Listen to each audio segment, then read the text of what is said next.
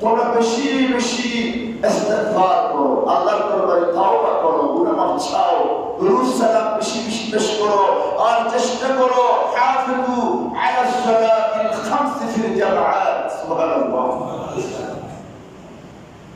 তোমরা বেশি চেষ্টা করো হাফিজু আলা সালাতিল খামস ফিল জামাআত, বেশি বেশি চেষ্টা করো, বেশি বেশি চেষ্টা করো। নবীজি বলেছে তোমরা 5 ওয়াক্ত নামাজ মসজিদে, জুমার মসজিদে বা জামাত আদায় করো। এটা তোমার জন্য অত্যন্ত উপকারী একটা নিয়ামত। যারা জামাতে নামাজ পড়তে পারে, যারা বা জামাত কাজা করেন না, আপনারা খুব ভালো মানুষ। আমরা তো দুনিয়াদারি করার কারণে পারি না। আমাদের অনেক মুরব্বী দেখি বা জামাত নামাজের জন্য এত বেশি তারা সক্রিয়। আল্লাহ তাআলা আপনাদের জন্য এমন পুরস্কার রেখেছেন যারা বা জামাত নামাজ পড়ার জন্য সবসময় চেষ্টা করে এবং যথাসাধ্য চেষ্টা করে মসজিদে এসে যা পারে, মসজিদে এসে নামাজ যেটা পারে জামাতে নামাজ পড়ার, 5 ওয়াক্ত না পারলে যেটুকু সময় পায়। নবীজি বলেছে তোমরা বা জামাত নামাজ পড়ার চেষ্টা করো, কেননা ফাইন্নাহা, আমার নবীজি বলেছেন ও আমার উম্মত তোমরা 5 ওয়াক্ত নামাজ বা জামাত আদায় করো, কেননা ফাইন্নাহা মিন আকরামি তিজারাতিন। সুবহানাল্লাহ। তোমার কোটি টাকার ব্যবসা আছে, এটা দুনিয়ার জন্য। তোমার কোটি কোটি টাকার বিজনেস আছে, সেটা দুনিয়ার জন্য, আখিরাতে কোনো কল্যাণ হবে না। আর তোমরা যদি বা জামাত নামাজ আদায় করতে পারো, আমার নবীজি বলেছেন ফাইন্নাহা মিন আকরামি তিজারাতিন, এটা হলো পৃথিবীর মধ্যে তোমার জন্য পরকালের সবচেয়ে বড় উত্তম ব্যবসা। আল্লাহু আকবার। আপনার জন্য পৃথিবীতে সবচাইতে উপকারী গুরুত্বপূর্ণ ব্যবসা হলো বা জামাত। যারা নামাজ আদায় করে, যারা বা জামাত নামাজ আদায় করতে পারেন, আপনাদের জন্য এটা উত্তম পুরস্কার। সেজন্য আমার নবীজি সাহাবীরা বা জামাত নামাজ পড়ার জন্য বেশি পাগল ছিলেন। সুবহানাল্লাহ, সুবহানাল্লাহ। কোন সাহাবী একা একা নামাজ পড়তে ভালোবাসতেন না।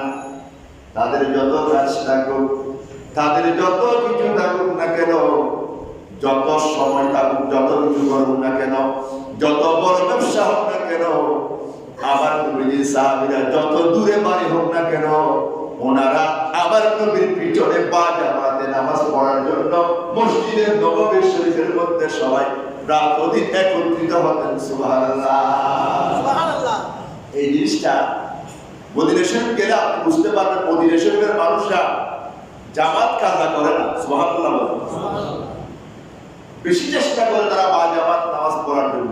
মদিনা শরীফের মানুষেরা, মক্কা শরীফের মানুষেরা, তারা ওই রাসূলের পাকের ওই আদর্শটা ধরে রেখেছে। সুবহানাল্লাহ বলেন। আপনি আশ্চর্য হয়ে যাবেন, আপনি জামাতে নামাজ পড়াচ্ছেন, কোন দেশের মানুষ আরবিরা সেটা দেখবে না, জামাত দেখলে শরীক হয়ে যায়। সুবহানাল্লাহ বলেন।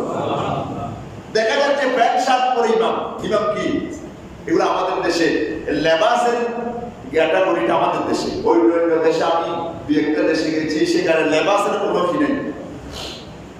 দুবাইতেও দেখা যায় শার্ট প্যান্ট পরে কি করে ইমামতি করে, এটা কোনো আইন না এটার জন্য। এবং অনেক সময় দেখা যায় ইমাম সাহেব ওনার মুসাল্লা থেকে সরে যায়, অনেক শার্ট প্যান্ট ওয়ালা ইমাম সাহেব মুসাল্লায় দাঁড়িয়ে দাঁড়িয়ে নামাজ পড়ে, কিছু বলে না, হুজুর বসে থাকে পাশে। আল্লাহু আকবার বলেন। কিন্তু আমাদের এই মুসাল্লা আপনাদের শার্ট প্যান্ট ওয়ালা আসলে আমরা চোখ লাল করে ফেলবো, ঠিক না?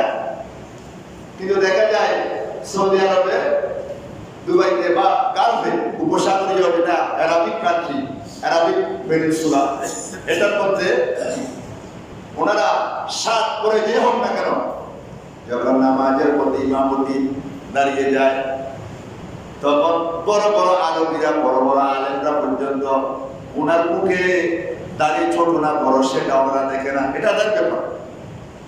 ওনারা ওই মানুষটা কোন দেশের সেটা দেখে না, শার্ট প্যান্ট সেটার দিকে তারা লক্ষ্য করে না। আমার নবীর যে হাদিস, তোমরা জামাতকে ভালোভাবে আদায় করো, জামাত বেশি পড়ো, কারণ জামাত আল্লাহর দরবারে বেশি কবুল।